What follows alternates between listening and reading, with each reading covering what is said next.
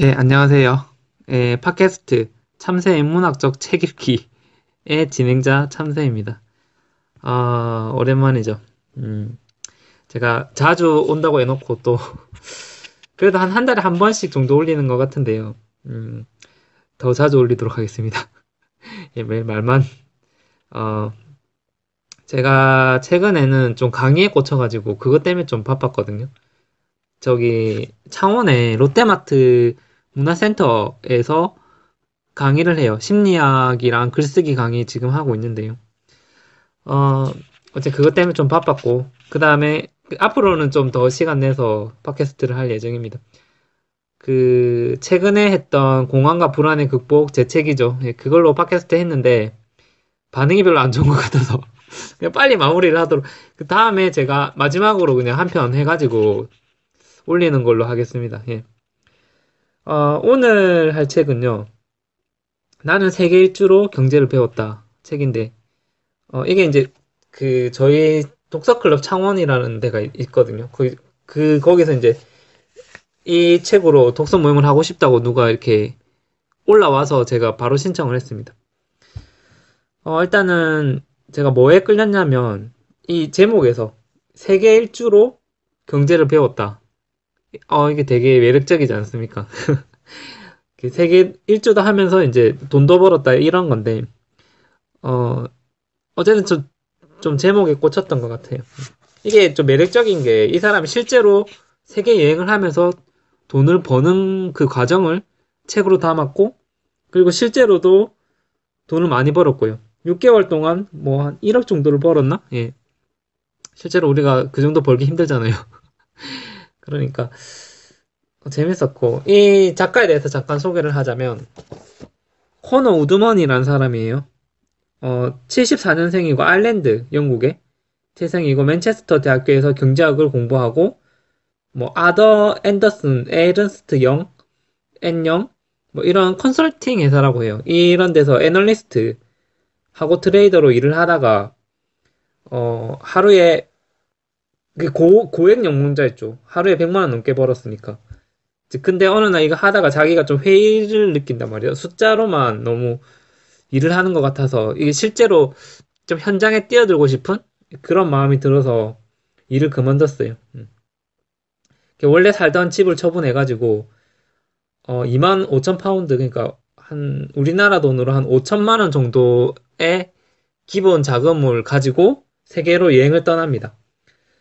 아프리카 수단을 먼저 시작을 해서 그 6개월 동안 총 15개 나라를 거쳐서 이제 물건을 사고 파는 그런 걸 반복하죠.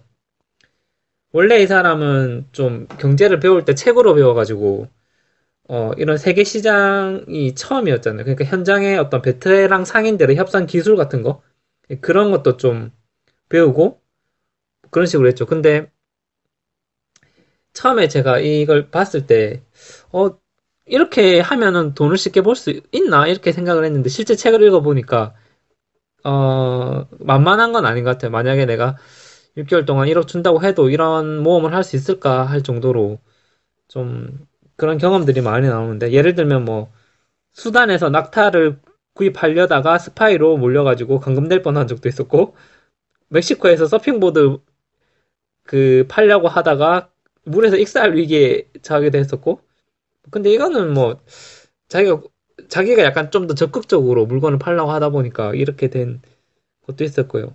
실제로 그 사막에서 차가 고장 나가지고 하루 동안 그 사막에서 밤을 지새웠던 적도 있었거든요. 그러니까 만약 연락이 안 되면 되게 힘든 상황이었었는데 그런 과정들을 보면서 와 저 정도 모험심을 가지고 내가 과연 저렇게 돈을 벌 수 있을까? 예, 이런 마음도 가졌어요. 예. 어쨌든 결국에는 5만 파운드 약 1억 원 가까이 벌어오겠다라는 목표를 세우고 이제 그거를 이루게 되는데요. 나중에는 이 사람이 좀 이걸 책으로 쓰면서 이게 좀 이 방송에도 나가게 되고 뭐고 강의 같은 것도 하게 되고 이러면서 실제로는 돈을 더 많이 벌게 되었다. 예. 그렇게 됐다고 합니다. 어쨌든 지금은 이 사람이 뭐 개인 투자자로 계속 일하면서 뭐 여러 가지 뭐 더 재밌고 프로젝트를 많이 세우고 있다라고 하는데, 어, 일단은 그랬고요. 예. 근데 결과적으로 이 책에서 좀, 원리는 좀 이런 건 것 같아요. 그러니까 각 지역마다 가격 차이가 있거든요. 상품에 대해서. 이게 시세 차이가 있는데, 그 차이를 이용해서 돈을 버는 것 같아요. 그러니까 쉽게 말해서 그냥 어떤 물건이 싼 데 가서 더 비싸게 파는 거? 예. 그런 거죠. 어차피 왜냐하면은 공급과 수요의 정도가 나라마다 어차피 차이가 나기 때문에 그런 식으로 하는 거죠. 예를 들면서 뭐 어떤 곳에서는 바나나가 되게 많이 생산이 된다. 그만큼은 그 동네에는 좀 바나나가 흔할 거 아니에요. 그러니까 그런 거를 어떤 추운 지방에 가서 팔면은 더 인기가 있을 거고 그 바나나 같은 게 그러면은 저절로 이제 수요가 올라가니까 가격도 올라가겠죠. 이런 식으로 해가지고 지역차를 이용해서 싼 곳에서 물건을 사서 비싼 곳에서 계속 팔고 이런 과정이 계속 좀 지루하다 싶을 정도로 계속 반복되는 그런 거죠. 근데 물론 우여곡절이 많죠. 내가 아까 말했던 그런 사건 사고들도 있었지만 근본적으로 그 만약에 열대지방에서 물건을 싸게 샀다고 해도 그 추운 지방에 가서 구매자를 찾기가 엄청나게 힘들어요. 예를 들면 작가가 대만에서 차를 많이 사거든요, 실제로. 근데 일본에서 시장을 못 찾아가지고 좀 되게 고생하는 장면들이 나와요. 그게 이미 그러니까 뭐라 해야 되지? 그쪽 시장에는 뭐 조합 같은 게 결성돼 있고 법적 절차도 되게 까다롭고요. 뭐 다른 나라의 어떤 마트나 시장에 진입하기가 안 쉽더라고요. 예. 그래서 자기가 직접 그러니까 물건을 팔 데가 없으니까 개인적으로 막 구매자를 찾고 난장도 까고 막 이렇게 대리점을 직접 자기가 찾아다니면서 계약을 하는 그런 과정들이 많이 나오는데 딱 그냥 그걸 보기만 해도 아 진짜 피곤하겠다. 예, 그런 생각도 들고 근데 극적으로 이 거래를 딱 하는 장면들이 많이 나와요. 그런 과정이 좀 이 책에 스릴 있게 묘사되어 있다. 예, 그런 겁니다.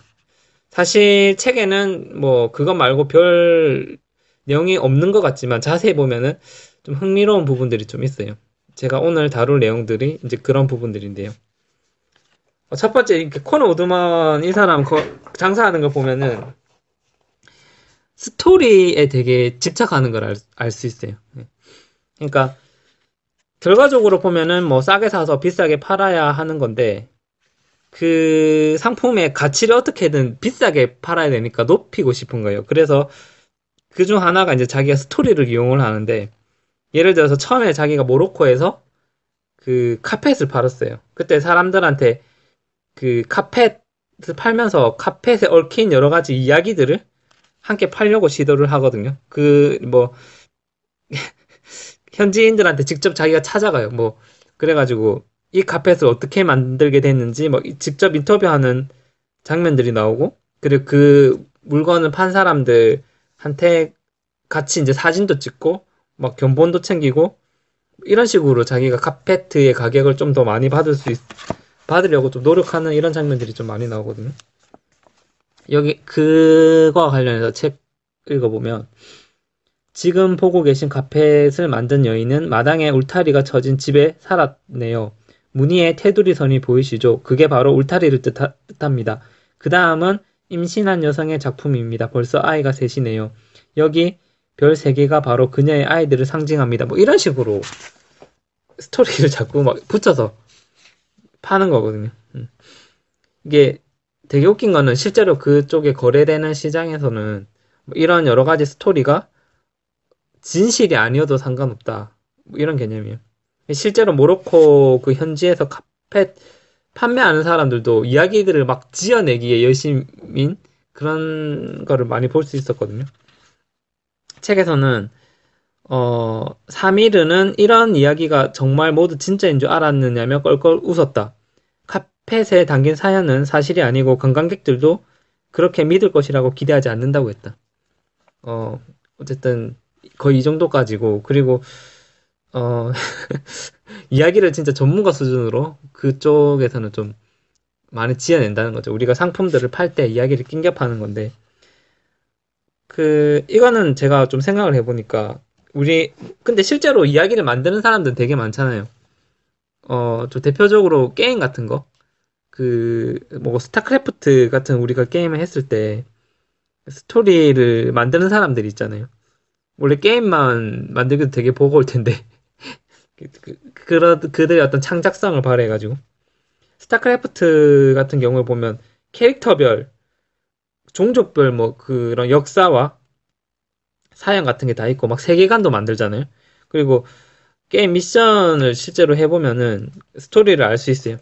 그 이게 뭐지? 1대1로 이제 게임 하는 것보다 우리가 미션 이렇게 깨면서 하는 거 있잖아요. 예, 그거를 하는 게 더 재밌다고 하는 친구들이 실제로 있거든요. 그러니까 스토리에 빠져드는 게 좋은 거죠.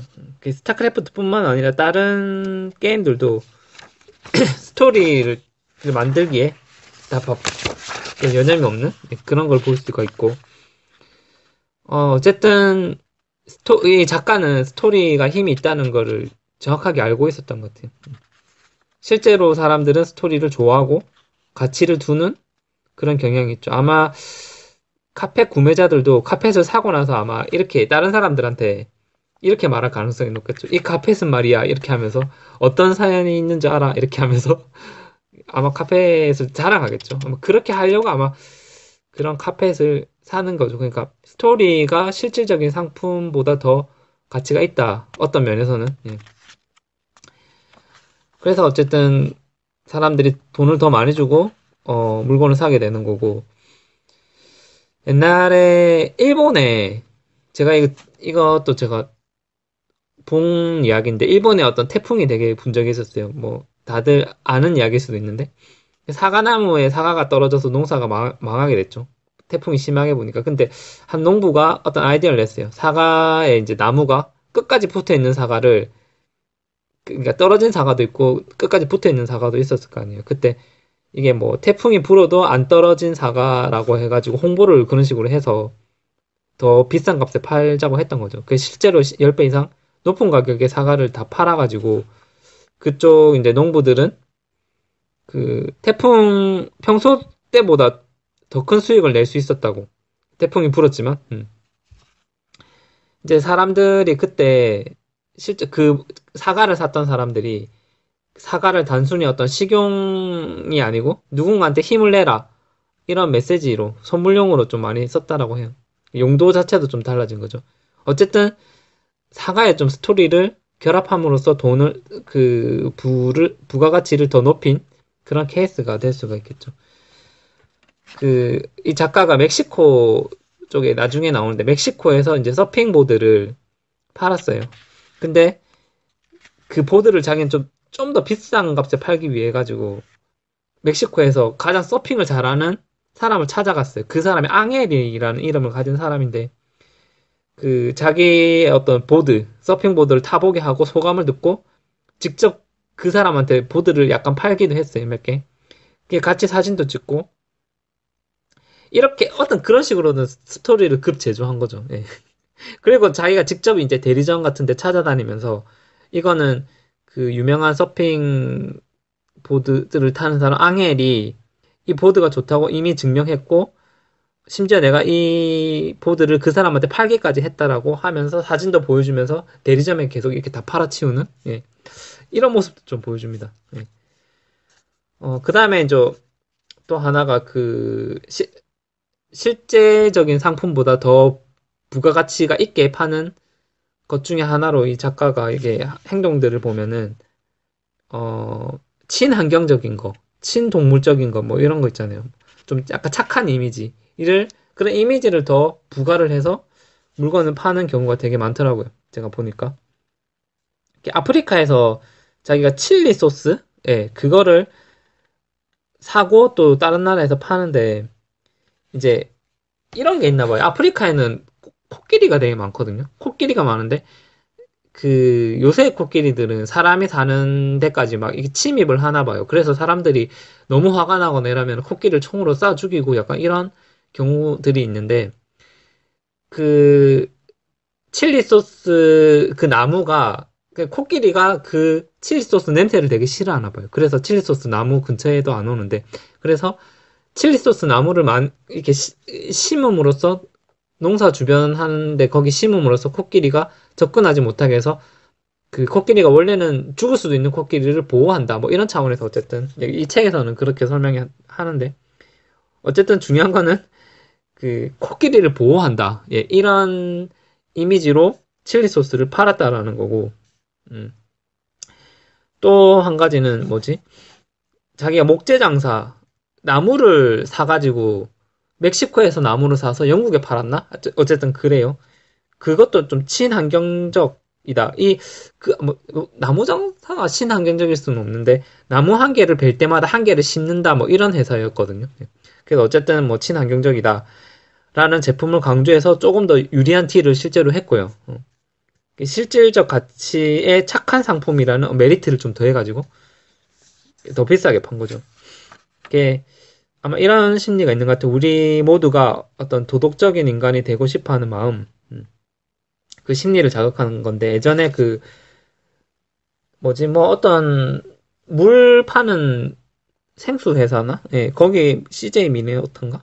거기서도 한 병 우리가 살 때마다 100원씩 아프리카 사람들을 도와주는 그런 마케팅적인 요소를 펼친 적이 있죠. 실제로 이런 마케팅이 되게 흔해요. 그러니까 되게 쉽게 생각하면 사람들이 원래 기부를 그냥 하는 사람들도 있잖아요. 이런 것 자체가 선한 마케팅 효과가 있다는 것을 증명하는 거고, 저도 얘기를 하자면 한 달에 25,000원씩 돈이 나갑니다. 그 중에 10,000원은 이제 독거노인 돕는 거고, 15,000원은 장애인들 돕는 거거든요. 아깝다고 생각하지 않습니다, 여러분. 이렇게 내가 어려운 사람들을 위해서 뭔가를 하고 있다는 생각이 저한테 만족감을 주고 아마 다른 사람들도 마찬가지겠죠. 어쨌든 코너 우드만은 이런 심리들을 이용해서 상품의 가치를 더 추가해서 가격을 올리려고 되게 노력을 했다. 이런 과정들이 계속 나옵니다. 그리고 실제로 이제 처음에 작가가 했던 게 낙타거래거든요. 낙타거래. 그 아프리카에서 그러니까 낙타를 싼 값에 사서 조금 더 남쪽에 조금 더 비싸게 파는 거 이거를 하려고 했었어요. 결국에는 근데 실패를 하게 되죠. 아프리카에서 낙타 거래는 안 된다. 이걸 교훈을 주고 있는데 어쨌든 그거는 이제 나중에 좀 더 얘기하고 이 거래 방식에 되게 낙타 거래 방식의 특이한 점을 발견했는데 어떤 통찰을 얻습니다. 이 작가가 여기서 이것이 이제 세계 금융 시스템하고 닮았다. 낙타를 사고 파는 과정이 거기에 대한 책 내용을 한번 살펴보겠습니다. 낙타 거래 방식은 조금 특이하다. 내가 당신에게 낙타를 산다고 치자. 그러면 그 값을 바로 치르는 게 아니다. 나는 우선 낙타를 시장으로 가져가서 다른 사람에게 판다. 나 역시 그 사람에게 낙타 값을 바로 받는 게 아니다. 그 사람은 또 다른 시장에 가서 다른 누군가에게 판다. 그렇게 돈 없이 사고 팔면서 거래가 이어지다가 마지막 사람이 이집트의 큰 시장에서 낙타를 팔면 드디어 돈을 받게 된다. 그러면 돈을 받으면 또 주고 뭐 이런 식으로 되겠죠. 일단은 이걸 보면서 어떤 생각이 드냐면 왜 그렇다면 우리는 경제에 대해서 전반적으로 이야기하는 거예요. 왜 이렇게 낙타 거래를 복잡하게 거래를 하는 것일까? 왜 낙타를 먼저 사고 돈을 바로 지불하지 않고 그런 것일까? 근데 우리가 생각해 보면은 대부분이 이런 것 같아요. 그러니까 우리가 이게 사실은 좀 구찌가 크잖아요. 그러니까 100원짜리, 200원짜리 이런 물건이면은 바로바로 사고 주고 파고 할 건데 좀 큰 단위, 예를 들면 우리가 아파트를 살 때도 아파트를 바로 안 사는 거 아세요?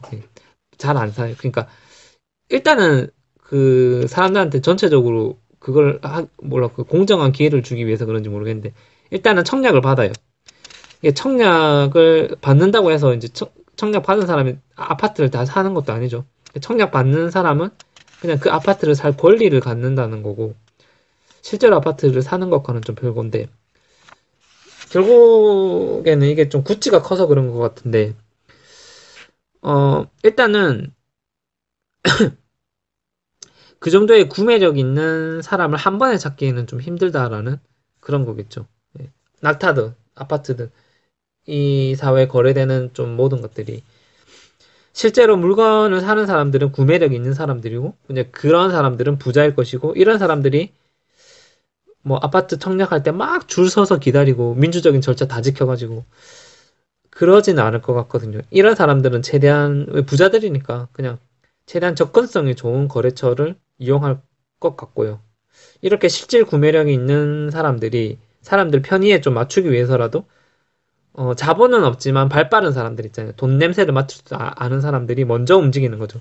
그러니까 낙타를 먼저 사서 구매자 입장에서 봤을 때는 가장 안전하고 편한 곳까지 자기가 이제 위험을 무릅쓰고 낙타를 가져가는 거죠. 왜냐면은 어차피 반드시 구매자가 있을 것이라는 그런 믿음이 있기 때문에 자기가 이제 위험을 무릅쓴다는 건데, 그러면 이 거래에 끼어들고자 하는 사람들이 더 많아지겠죠. 그렇게 되면 더 많이 움직이니까 거래도 더 원활하게 이루어질 것이다. 이런 게 경제의 원리다라고 작가는 이야기하고 있어요. 여기에 대해서 작가가 좀 더 구체적으로 이제 글을 적고 있거든요. 네. 이것도 한번 읽어볼게요. 조금 길어요. 세계 금융 시스템도 이처럼 기묘하게 돌아간다. 은행은 언제나 대출을 해주고 대출 이자를 받아서 이윤을 남긴다. 대출해준 은행은 대출받은 은행으로부터 대출금을 받아 이윤을 남기고, 대출받은 은행은 제3자 혹은 주택담보대출을 신청한 사람에게 대출금을 받아 이윤을 남긴다. 이렇게 모두가 모두에게 대출을 해준다. 당신이 주택담보대출금을 갚으리라는 신뢰가 남아있는 한 다른 은행에 대출해준 은행 역시 대출금을 받을 수 있다고 기대하는 것이다. 이런 시스템은 윤활유를 듬뿍 바른 기계처럼 잘 돌아간다. 그러나 신뢰가 무너지면 은행들이 불안해하면서 대출을 꺼리게 된다. 그러다가 결국 윤활유가 마르고 기계는 멈춘다. 이게 바로 신용 경색이다. 낙타든 금융이든 이런 거래 시스템은 거래 사슬에 엮인 다음 주자가 돈을 갚으리라는 믿음에 전적으로 기대고 있다. 그러니까 이런 믿음이 있는 한 이제 세계 금융 시스템이 잘 돌아간다 이런 거죠. 그러니까 자본주의가 잘 돌아간다 이렇게도 볼 수가 있는데, 그러니까 자본주의가 잘 돌아간다 이런 말은 무슨 뜻일까? 제가 생각을 해봤는데, 작가는 이제 아프리카에서 자본주의적 신뢰가 없다라는 점을 알았거든요. 그러니까 그러니까 뭐고 서류 절차가 되게 복잡하고 여기서 되게 답답함을 많이 느끼고, 그래서 결국에는 야, 이거 아프리카에서는 돈의 힘이라고 해야 되나? 그런 것이 크지 않다는 것을 자기가 좀 깨달았고, 또 자본주의가 실제로는 시간적인 개념하고 봤을 때 미래와 되게 연관이 돼 있거든요. 그러니까 미래에는 내가 돈을 받을 수 있을 것이라는 점, 그런 것 때문에 자본주의가 돌아가는데, 실질적인 물건이 없이도 계속 돌아가는 시스템이잖아요. 근데 아프리카 사람들은 그런 미래에 대한 개념이 잘 없더라. 이걸 느꼈어요. 이걸 어떻게 작가가 느꼈냐면, 자기가 아프리카 그 사막에서 렌터카를 이렇게 하거든요. 렌트카를 빌려서 이제 이동을 하는데, 이제 나중에는 그 렌트카 고장이 나요. 사하라 사막 한복판에서 차가 고장이 나서 하룻밤을 자는데, 그때 자기가 좀 엄청난 짜증을 느꼈어요. 왜냐면은 그 다음날 아침에 연락도 잘 안 되고 자기를 좀 데리러 올 사람이 마땅히 없는 거예요. 렌트카 회사에 좀 짜증이 났죠. 그러니까 AS가 좀 잘 안 된다 이런 건데, 여기에 대해서 책 내용을 좀 살펴보겠습니다. 다른 나라에서는 대여한 차가 회사 가실로 고장이 나면 사과는 물론이고 대여료를 환불해주거나 다른 차를 교체해주는 등 고객이 겪은 불편에 대해 어떤 식으로든 보상을 해준다. 그렇게 고객 만족에 심혈을 기울이는 이유는 장기적인 관점에서 그렇게 하는 편이 더 이익이기 때문이다. 하지만 우리가 상대하는 렌터카 회사 담당자는 지금 손에 쥔 푼돈이 내일 벌게 될 목돈보다 더 가치 있다고 생각하고 있었다. 어떤 상황인지 아시겠죠? 이게 렌터카 회사가 그 다음 고객 편의를 위해서 AS를 안 해주고 계속해서 미루고 책임을 안 지려고 하는 건데, 그 작가가 사막 여행하면서 이런 현상을 진짜 진심으로 이해하지 못했어요. 왜 진짜 저렇게 할까? 미래를 보면 당연히 애프터 서비스하고 신뢰를 가지는 것이 회사 입장에서도 훨씬 더 이익인데 그렇게 하지 않는 이유가 되게 궁금했었죠. 그 회사는 당장에 이제 돈을 받고 차를 빌려주는 거에만 이렇게 집중하고, 돈은 지금 받으면 좋고 아니면 아닌 거예요. 미래에 대한 장기적인 안목이 없는데, 왜 이렇게 지금 당장 거래되는 돈 아니면 미래에는 소용이 없다고 생각할까? 어찌 보면 좀 현재만 의식하고 있는 것 같은 그런 느낌도 들고 왜 그런 걸까? 저 이런 거에 대해서 좀 생각해보니 거기 사막 아프리카니까 날씨가 너무 더워서 사람들이 움직이기가 싫어서 진짜 그런 걸까? 아니면 음, 자연재해 같은 게 되게 많잖아요. 아프리카 이런 데서 뭐 가뭄 같은 것이 대표적이겠죠. 그래서 앞으로 자기가 쌓는 그런 재산 같은 거 재산에 크게 뭐 관심이 없어서 그냥 그런 걸까? 음. 실제로 우리가 뭐 베트남을 여행을 하면 베트남 같은 나라에서는 거기서도 자연재해가 되게 뭐 홍수 같은 게 심하잖아요. 그때 홍수가 내면 어차피 자신 재산이 그때 좀 많이 유실되기 때문에 그 사람들은 또 약간 그런 게 있나 봐요. 그 재산에 대한 집착 같은 게 없고 그냥 오로지 현실에만 좀 더 집중하는 그런 경향이 있나 봐요. 그래서 거기서도 재산에 대한 욕심은 없고 그런 심리일까? 이들도 그냥 그렇게 아등바등 돈을 벌 필요가 없어서 그런 건지 안 그러면 부자라는 개념 자체가 아프리카에서는 없나? 부자가 되어도 좋은 점이 없나? 돈을 쓸 뭐 소비 시장이 없나? 아니면 부자가 가지고 있는 의미가 없나? 명품 같은 게 의미가 없나? 지위 같은 것도 우리는 돈이 많으면 지위가 올라가잖아요. 근데 이 사람들은 그냥 그런 것도 없는 것 같고 어쨌든 이렇게 돈이 가지고 있는 어떤 힘이 없으니까 그러니까 한마디로 말해서 우두머니 그 아프리카 사하라 사막에서 돈이 아무리 많아도 사람들이 안 오면 끝이잖아요. 이런 한계를 좀 많이 느꼈다는 거죠. 근데 되게 웃긴 거는 나라 전체적으로도 그래요. 이 아프리카에 규모 있는 경제 활동을 하나도 안 하는 거예요. 그러니까 예를 들면은 뭐 댐 건설, 다리 건설 뭐 이런 거 있잖아요. 그런 사회 간접 자본이라고 해야 되나? 그런 것들을 나라에서 이렇게 계획성 있게 안 하는 거예요. 규모 있는 경제 활동인데 이런 거를 위해서는 작가는 굳은 신뢰와 건강한 관계가 전제되어야 한다고 했는데 이 사람들은 그런 것들이 없었던 거죠. 오로지 눈앞의 것들. 그래서 좀 답답함을 많이 느낍니다. 이들 사회에서는 큰 공사도 진행되지 않았다고 해요. 지금 저는 아프리카 이야기하고 있어요. 예. 작가는 보츠와나와 잠비아 이 나라가 있답니다. 예. 사해를 건널 때 그 배를 타고 이동하거든요. 이 강이 있는데 이 자기가 그러니까 작가가 생각할 때는 이 강에 다리 하나만 이렇게 놓아도 되게 쉽게 예, 해도 그 상인들 사이에서 그 거래가 되게 원활하게 이루어질 것 같고 이게 다리 하나만 있어도 그 나라 경제도 되게 활성화될 것 같은데 이게 250m 폭이 250m고 수심도 되게 얕은 강이 있었나 봐요. 유속도 느린 강에 다리 하나만 있으면 좋겠는데 이런 생각을 계속 했다고요. 그 지나면서 그러면 주변 무역이 호황도 이룰 거고 근데 보츠와나나 잠비아 어떤 정부도 안 하려고 하니까 그러니까 어느 주변 광산업체 하나도 나서지 않고 있다는 게 이해할 수 없었다라고 해요. 어쩌면 이런 정부나 이런 큰 회사도 그런 것도 미래에 대한 어떤 기대가 없는 건 아닐까 이런 생각도 많이 해요. 경제 활성화 자체에 좀 관심이 없나?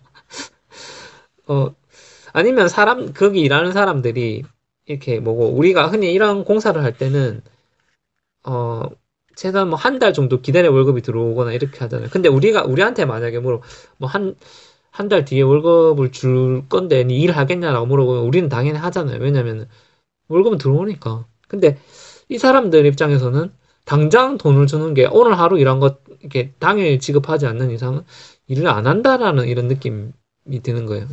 돈을 언제 어떻게 받을 줄 알아서 그런 불신 같은 거죠. 그리고 실제 작가가 아프리카 이렇게 여행을 하면서 낙탑할 때 되게 크게 애를 먹은 거에 대해서 계속해서 이야기하고 있는데 낙타가 이제 어떤 일이 있었냐면 낙타 주인이 아닌 사람한테 낙타 거래를 막 하고 있고 그 사람도 웃기죠. 예. 이게 사람들이 사고방식이 어떠냐면 낙타가 이렇게 자기가 낙타를 판다고 했을 때 그거를 진지하게 믿어주는 사람이 없는 거예요. 야, 이게 진지하게 거래하기를 원한다고 믿는 사람 없고 무엇이든 의심했고 과도한 피해의식이 있는 것 같은 느낌을 받았다고 하거든요. 이건 어느 한두 사람 문제가 아니라서 심지어 작가를 도와주기로 한 사람들에게조차 작가가 스파이가 아닌가 하는 의심을 받을 정도로 예. 그만큼 그 사람들에게는 신뢰 같은 것들이 많이 없었다라고 이야기를 하고 있는데 물론 그냥 낙타는 거래가 되고 있긴 했죠. 거기서도. 근데 이게 그 작가는 외지인이잖아요. 유럽 사람이고. 근데 낙타 거래는 항상 기존에 하던 방식대로 거래를 하던 사람에게 늘상 안정적인 거래. 이런 기존의 방식이 아니면 신뢰를 안 하고요. 단순히 뭐 돈을 준다고 해서 그 거래를 믿지가 않아서 돈을 많이 준다고 해서 그러니까 이게 제 생각에 돈에 대한 신뢰가 그만큼 없다라는 것을 계속해서 강조를 하고 있고 제가 신기한 건 이제 이거는 이제 제가 들은 이야기인데 인도에서 보면은 어 건물 하나가 파손되거나 이럴 때 국가에서 이제 하는 공사 같은 거 있잖아요. 엄청난 시간이 걸린다고. 다리 하나 놓는데도 엄청난 시간, 한 10년 이상의 어떤 그런 시간이 걸린다. 우리나라에서는 한 뭐 몇 개월 만에 할 공사를 인도에서는 그렇게 한다고 하더라고요. 예. 규모 있는 경제가 인도에서도 사실상 잘 안 된다라는 건데, 그것도 좀 동기부여가 없는 거죠. 근데 되게 특이한 거는 뭐, 인도에서는 그, 절 같은 거 있잖아요. 사원 같은 거, 어떤 종교적인 거. 그런 건물들은 또 되게 빨리 짓는데요. 그러니까, 그 사람들이 돈하고는 다른 좀 동기부여가 있다라는 거죠. 예를 들면 뭐, 돈보다는 신, 이런 더 큰 존재인 거고, 절을 지을 때는 뭐 이제 자기가 좀 복을 받는다라고 생각해서 그런지 몰라도 조금 더 열심히 하는. 어쨌든 인도에서도 돈 자체가 가지는 위력은 별로 없는 것 같아. 종교보다도 안 되는 것 같다. 힘이. 그런 면에서 봤을 때는 좀 한계가 있겠죠. 근데 요새는 인도도 좀 많이 나아지고 있는 것 같고 지금 되게 경제 강국으로 성장하고 있으니까 좀 그런 거는 좀 덜하겠죠. 어, 어쨌든 이 작가는 또 어떤 문제를 제기하냐면 절차가 되게 복잡하다는 거. 서류 같은 거 절차가 그 아프리카로 실제로 여행을 가면은 음, 서류 하나 통과하는데 엄청난 시간이 걸리고 공무원들 일 처리가 진짜 느리고 우리가 동남아시아 가면은 내 친구들이 그런 얘기를 많이 해주더라고요. 이렇게 그 너무 느리게 일을 해서 이거 빨리 처리하고 자기는 다른 나라로 가야 되는데 이거 그 여권 같은 거 이렇게 막 보여주고 해야 되죠. 근데 그런 것들이 너무 천천히 커피 마시고 소리 한번 읽어보고 다시 커피 한 잔 마시고 진짜 자기는 답답한데 이런 현상들이 좀 많이 일어나죠. 우리 같은 사람, 특히 장사하는 사람들한테는 더 답답하겠죠. 이 과정에서 책 내용이 있는데 마, 마틴은 아직도 이 관리에서 저 관리로 불려다니고 있었다. 나는 참다 못해 국경 관리를 향해 고래고래 소리를 질렀다. 내 커피가 햇빛에 익어가고 있다. 나는 이렇게 악을 쓰면서 점점 더 열이 치받치고 있는데 남자의 얼굴은 꿈쩍도 하지 않았다. 내가 잠자코 서서 듣고 있다가 내가 말을 마친 다음에 차분히 말했다. 그거는 별일 아니요. 이렇게 아프리카 사람들이 여유 있는 그런 모습들. 자기 사업해야 되는데 지금 커피 사가지고 다른 나라에서 팔아야 되는데 이런 모습들을 많이 보는데 진짜 진심으로 빡치는 장면이 나옵니다. 예. 어, 절차가 복잡하다는 거는요. 돈에 대한 편의를 좀 안 봐준다는 게 거래가 원활하게 되려고 하면은 좀 이런 편의를 좀 봐줘야 되잖아요. 우리 같은 나라들이야 뭐 저는 이렇게 돈의 힘이 좀 강한 나라, 자본이 통용되는 나라 이런 나라에서는 돈으로 돈 몇 푼 주면은 이렇게 일처리가 빨리빨리 이렇게 되는 경향이 있잖아요. 그런 면에서 봤을 때 작가가 말한 것처럼 우리 뭐 이렇게 자본이 잘 돌아가는 우리나라 같은 경우 뭐 미국도 마찬가지겠죠. 네. 그런 나라가 있고 아닌 나라가 있더라. 네, 그런 점을 강조하고 있었고요. 한편으로 보면은 좀 이 아프리카 사람들의 일단 마음의 여유 같은 게 좀 부럽기도 해요. 왜냐면은 진짜로 여유로운 것 같거든요. 그리고 진짜 좀 현재를 누리고 있는 것 같고 또 그런 점들이 부럽고 어쨌든 평화롭고 막 이렇게 보이니까 반대로 생각해보면 우리가 너무 우리 같이 이렇게 자본주의가 빠르게 돌아가는 사회에서는 너무 좀 미래라는 개념이 크게 들어와 있으니까 미래에 너무 쫓기듯 행동하고 현재를 좀 잘 못 누리고 있지 않는가 이런 생각을 좀 많이 했고요. 유럽에 가도 우리가 유럽에만 가도 행정적 절차가 복잡하고 공무원들은 친절하지 못하잖아요. 돈에 크게 구속받지 않는 모습들, 퇴근도 빨리 하고 장사하는 사람들도 유럽에서는 마찬가지죠. 6시 되면 다 칼퇴근 하잖아요. 어떤 면에서 보면은 좀 돈을 더 벌고 싶은 마음도 없는 것 같아 보이는 사람도 있고, 저녁에는 또 가족들하고 평화로운 시간을 보내고, 뭐 돈은 필요한 만큼만 있으면 된다 이런 마음이 있는 북유럽의 나라들이 많죠.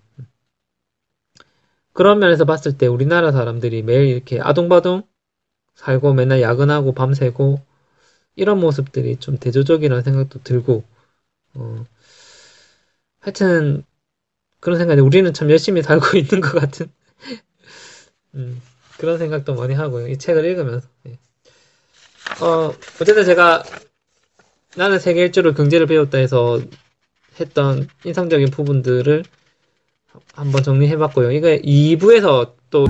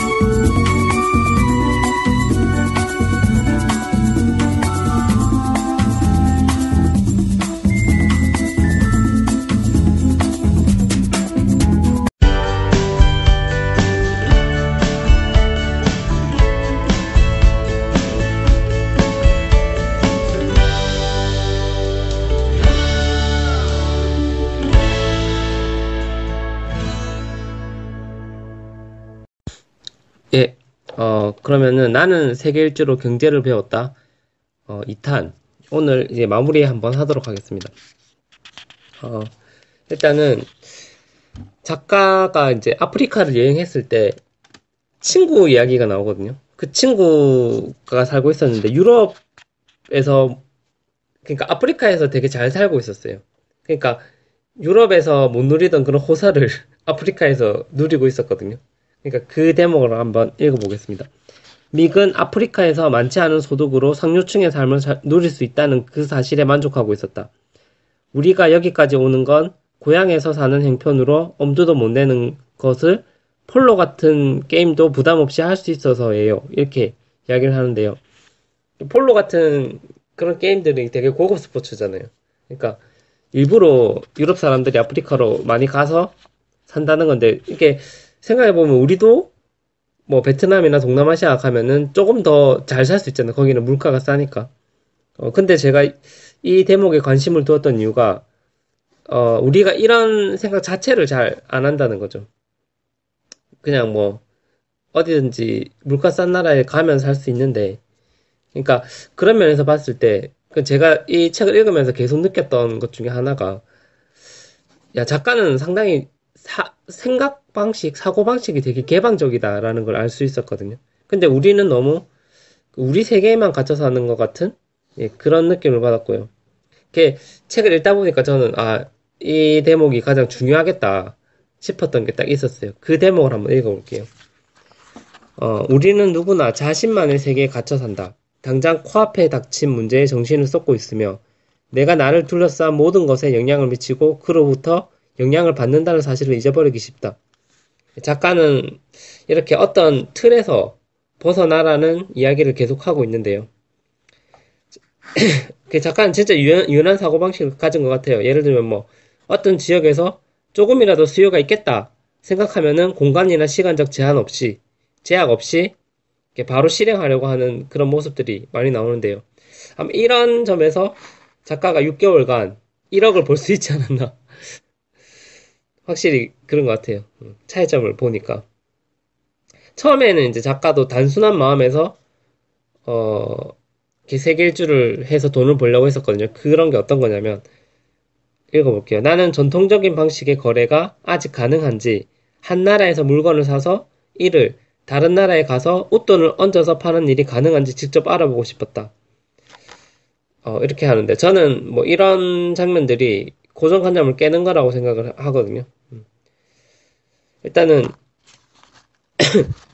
이런 거를 저는 좀 생각을 해봤어요. 좀 더 응용할 수 있는, 어, 그런 방법들이 있을까.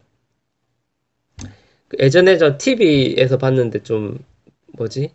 연예인 유승용인가? 하여튼 그런 사람들은 어디, 어디를 갔는데 거기 바람이 되게 많이 불어요. 그러면은 그냥 생각이 어떻게 했냐면, 어?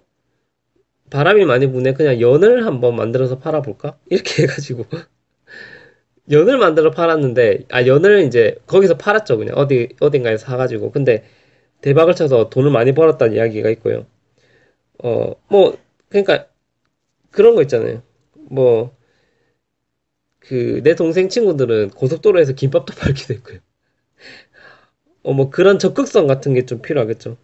그리고, 어, 네, 저는 이제 어저께 문화센터에 가서 강의를 했는데요.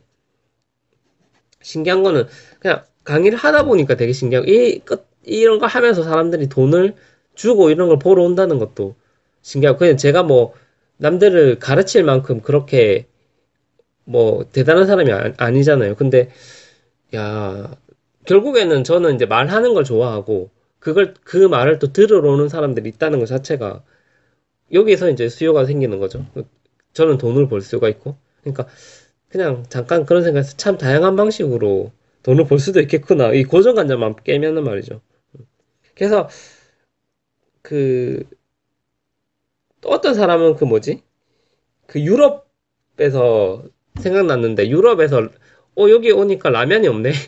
그렇게 해서 또 라면을 판 사람도 있고요. 또 어떤 사람은 중국에서 여기 오니까 김치가 없나 이래가지고 김치를 팔아서 부자가 된 사람도 있었고, 이렇게 쉽게 생각하면 이거예요. 그냥 우리 지역에는 있는데 여기 오니까 없네 이러면은 그냥 그거를 팔면 되고요. 또 이거 진짜 내 아는 지인 중에 어떤 사람이 서울에 갔는데 여기는 키즈 카페가 처음 생겼을 때예요. 키즈 카페가 있네라고 했는데 자기가 사는 지방에는 없잖아요. 그래서 그걸 보고 바로 그냥 은행에서 대출 받아서 키즈 카페를 차렸어요. 그러니까 엄청나게 성공했거든요. 그 사람이 나중에는 키즈 카페를 한 6개 정도? 그렇게 하면서 엄청 대박 쳐서 성공해서 뭐 진짜 외제차까지 사는 그런 걸 제가 봤단 말이에요. 그러니까 야 이게 유연한 사고방식이 진짜 중요하다. 그런 걸 느꼈어요. 어쩌면 여러분들도 지금 있는 어떤 결핍 같은 거 있잖아요. 이런 게 좀 더 있었으면 좋겠는데, 이런 거를 바로바로 실행할 수 있는, 그랬으면 좋겠어요. 그래야지 6개월간 1억을 벌 수 있지 않겠습니까? 네.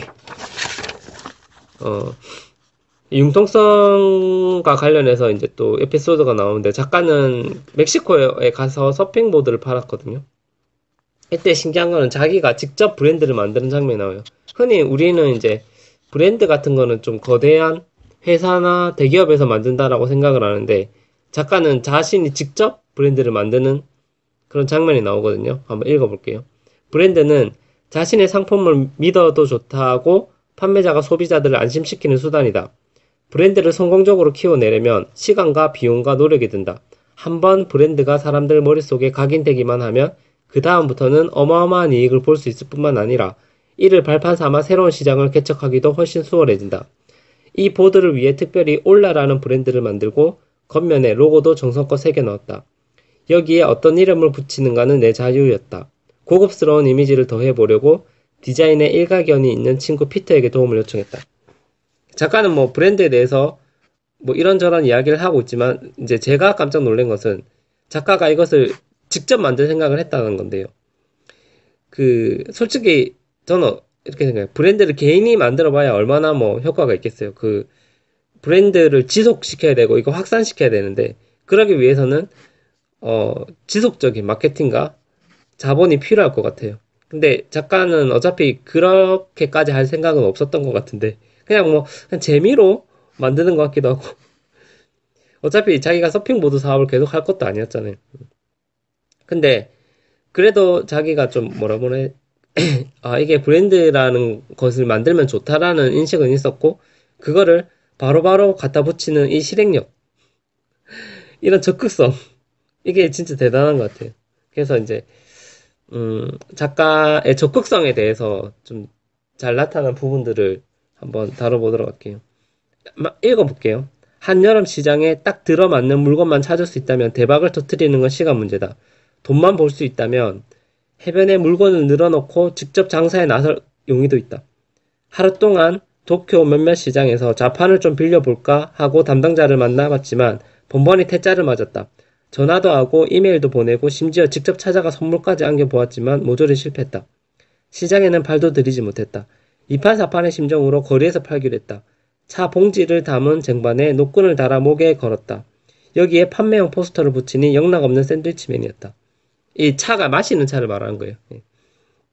어쨌든 작가는 이런 수고까지 직접 하면서 돈을 벌었어요. 그러니까 엄청난 시도를 하고 엄청난 실패를 했죠. 뭐 그럼에도 뭐 실망하지 않고 계속해서 도전하는 이런 장면들이 나오는 것 같은데 한편으로 보면은 좀 쪽팔리는 게 없는 것 같아요. 우리가 살면서 이렇게 뭐 해변에 여름에 더우니까 뭐 시원한 거라도 팔아야지 이래가지고 해변에 뭐 좌편을 펼치고 물건을 늘어놓고 장사를 하거나 거리에서 뭐 포스터를 목에 걸고 물건을 팔고 이런 걸 할 수 있을까요, 과연? 저는 아주 좀 쪽팔릴 것 같은 느낌도 들고 그런 용기가 좀 없을 것 같다라는 생각이 드는데 아 작가는 이런 적극성이 확실히 있더라. 예.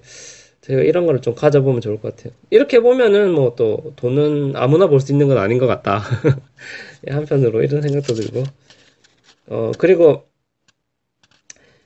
작가가 말하는 어떤 장사 본질적으로 거래하는 거에 대한 어떤 그런 내용이 나오는데 이것도 한번 볼게요. 작가는 대기업이나 프랜차이즈 뭐 금융산업 이런 것과는 별개로 직접 작은 물건을 사고 팔아서 돈을 버는데요. 이게 좀 전통적인 방식이라고 하거든요. 예. 어, 자기는 이제 먹는 제품도 좀 많이 팔았어요. 그 사람들이 좋아하는 거. 이런 장사 방식에 대해서 설명한 부분이 있는데요. 이 책의 내용을 한번 읽어볼게요. 세계에서 이루어지는 거래의 대다수는 존이나 데니스, 데이비드 루나, 크레이크 실 같은 사람이 운영하는 영세 업체의 손을 거친다. 사무실에 앉아서 컴퓨터 화면으로만 보면 세계 경제가 거액의 거래로 좌지우지 된다는 생각이 든다. 하지만 이 거래도 알고 보면 푼돈이 돌고 돌아 만들어낸 총합일 따름이다. 그리고 이 푼돈 거래는 한마디로 말해서 먹고 살기 위해 발생한 것이다. 먹고 사는 것. 이것이야말로 세계 경제의 전부다. 원래 이제 작가는 사무실에서 이제 숫자하고 그래프로만 맨날 차트를 보면서 돈을 번 사람이잖아요. 근데 이 대목이 경제 본질은 과연 무엇일까에 대해서 설명해 주는 것 같아요. 이제 기본적으로는 우리가 먹고 사는 것과 관련이 있다는 건데, 그래서 우리가 한편으로는 좀 먹는 장사는 안 망한다. 이런 말도 있잖아요. 아무튼 그 거대 기업이 가치를 창출하거나 금융산업이 가치를 창출하는 것은 어떤 이미지하고 관련이 있는 것 같은데, 결국에는 우리 사람들은 좀 뭐 이미지를 소비하고 있는 거죠. 그 브랜드 같은 것도 마찬가지고 금융산업이나 이런 것들이 다 그런 식으로 돌아가는데 하지만 이 경기가 위축되면은 그런 시장부터 먼저 바뀌잖아요. 그럼 환상도 바뀌고. 예. 근데 작가는 그 경제적인 것에 대해서 이 이분법적으로 좀 설명을 하는데요. 어떤 파생적인 것과 실질적인 것. 그러니까 중요한 것은 우리가 지금 당장에 이제 맛을 음미할 수 있고 배불리 먹을 수 있고 느낄 수 있고 눈에 보이는 어떤 것이 가지고 있는 진짜 힘이 있다는 거고요. 이런 것들은 우리가 뭐 경기가 불경기나 이런 상황에서도 쉽게 안 망하는 그런 특징이 있죠. 추상적일 수도 있는데 이런 거래가 가장 기본이고 하여튼 뭐 그렇게 설명을 하고 있어요. 그게 좀 어렵긴 한데 하여튼 그렇습니다. 예. 그리고 이 세계 각지를 다니면서의 어떤 자기 자신의 어떤 거래할 때 팁 같은 것들을 소개를 하고 있거든요. 그러니까 만약에 여러분들이 이 작가와 같이 6개월 동안 1억을 벌 예정이라면 세계를 직접 돌아다닐 의사가 있다면 그 작가 작가가 말하는 어떤 팁을 알아야 되겠죠. 여기서는 이제 작가가 실수한 경험담들이 있거든요. 예. 그러니까 첫 번째가 어떤 거냐면 일단 본문 내용을 볼게요. 내가 빼도 박도 못하는 상황에 처했다는 사실을 상대가 알게 되면 당연히 내 위치는 흔들리게 되고 당연히 내 목도 계속 낮아질 것이다.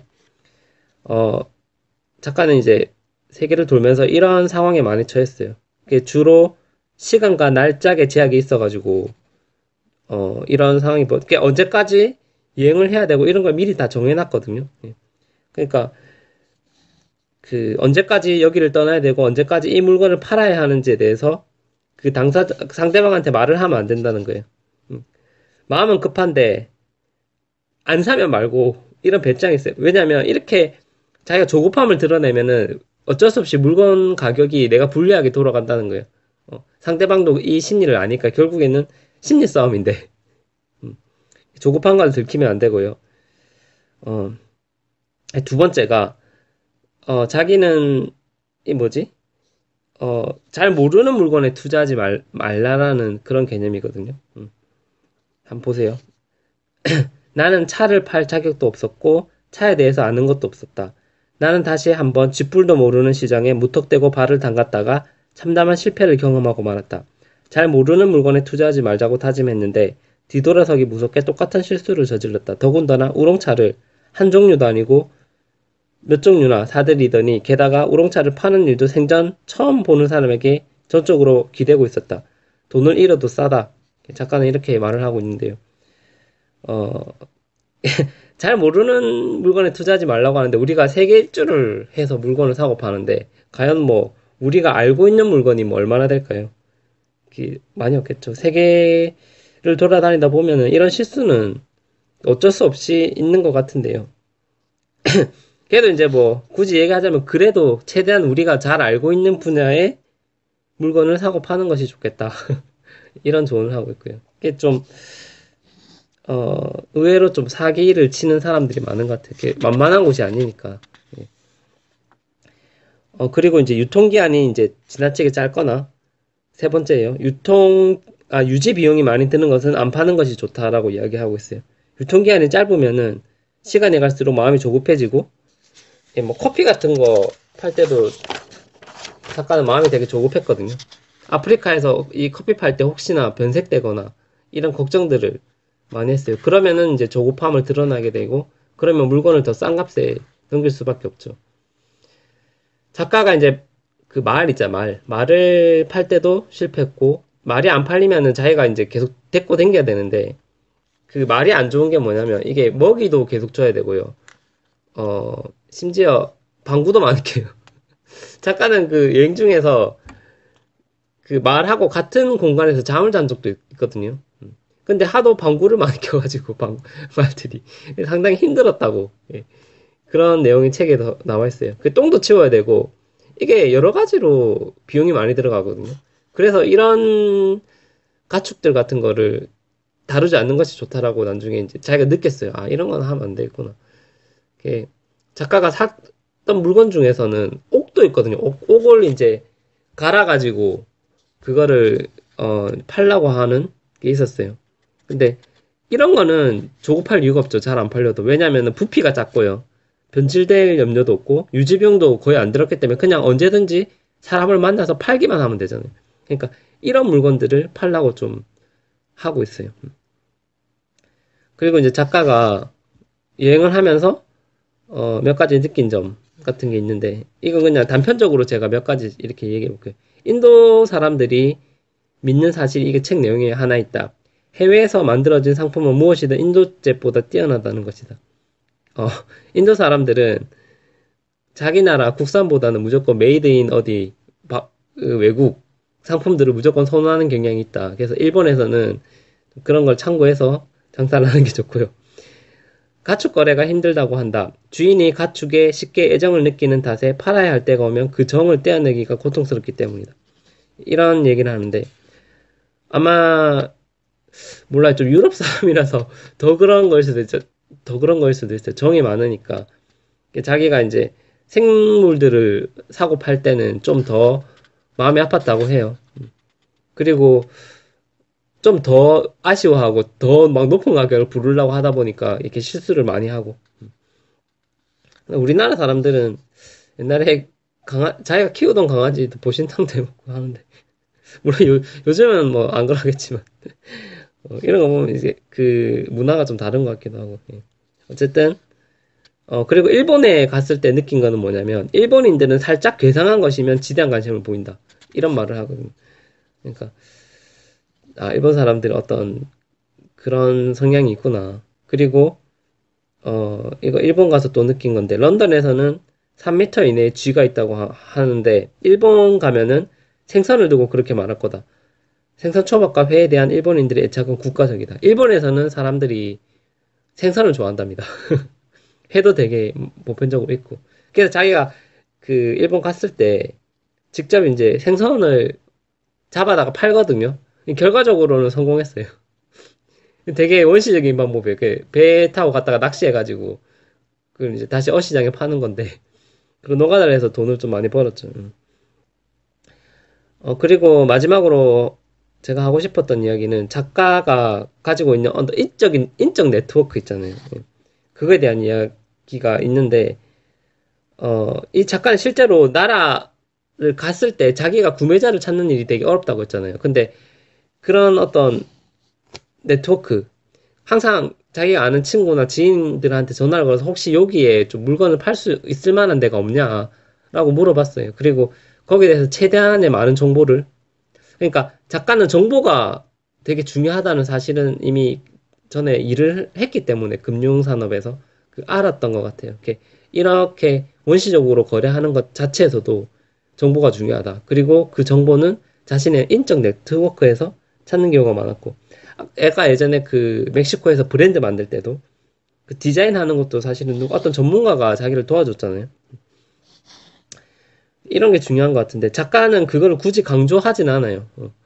모르겠어요. 이걸 강조하면은 좀 이거 너무 형평성이 안 맞다라고 생각해. 자기가 인적 자원이 많으니까 그래서 그런 걸 수도 있는데 책을 읽다 보면 좀 느껴져요. 아, 작가가 진짜 친구가 많구나. 지금의 시대는요, 기술 집약 이런 것도 아니고 소유의 시대도 아니고 그냥 인터넷이 되게 만연한 세상에 살고 있잖아요. 이런 세상에는 우리가 경쟁력을 가지기 위해서는 그냥 사람들과의 어떤 단기적인 그런 협력 같은 게 되게 중요한 것 같아요. 요새는 뭐 영화 감독들이나 예술 쪽에 종사하시는 분들도 되게 다양한 분야의 사람들 있잖아요. 그런 얘기를 하더라고요. 그 감독들은 진짜 요새는 인간관계가 안 좋으면 감독도 못한다. 이 정도로 협업해야 될 부분들이 요새 되게 많고요. 그래서 한편은 우리가 좀 너무 자기만의 세계에 살면 안 될 것 같고 공감의식을 좀 키워야 됐고 사람들을 많이 사귀고 이런 것들이 좀 중요한 시대가 아닌가 그런 생각이 좀 들었습니다. 각 분야의 전문가들을 다 알아두는 거죠. 하여튼 이런 것들을 제가 책을 읽으면서 좀 느꼈고요. 어쨌든 여러분들도 이런 작가가 가지는 이런 융통성 그리고 적극성 이런 개념들만 있으면 일단은 돈을 벌 수 있지 않을까 그렇게 느꼈습니다. 어쨌든 들어주셔서 감사하고요. 다음에 또 다른 책으로 찾아오겠습니다.